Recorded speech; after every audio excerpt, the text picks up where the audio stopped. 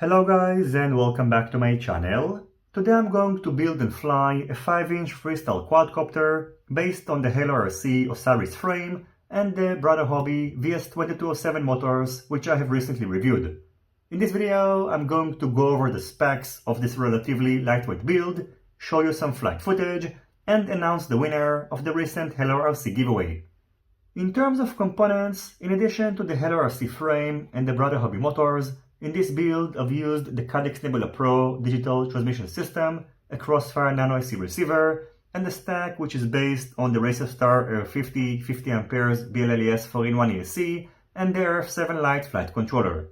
I have previously reviewed this flight controller and I'm afraid to tell you that by now it has been discontinued, and this is unfortunate because it seems to be working pretty well, and at the time of the review its price was less than $20.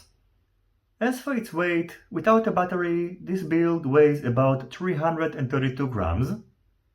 Including a 6S 1200 mAh LiPo battery, it weighs about 542 grams, and the all-up weight, including the GoPro Session 5 camera and its mount, is 633.1 grams.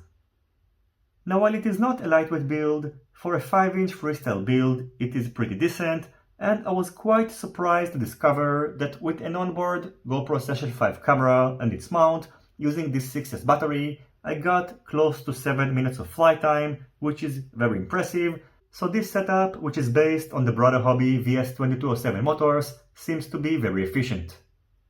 As for the build procedure itself, I think that the hardest part was to find screws that are not going to be too long or too short, and I think that it could have been much better if these screws were supplied with the HaloRC frame.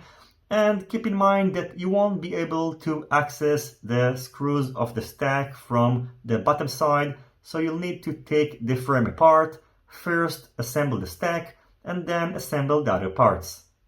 In addition, it was also a little bit upsetting that the appropriate harness wasn't provided with the flight controller that was actually supposed to be matched with the Air50 ESC, so I had to make a custom one, but anyway, it doesn't matter now, because as I mentioned before, the flight controller is discontinued.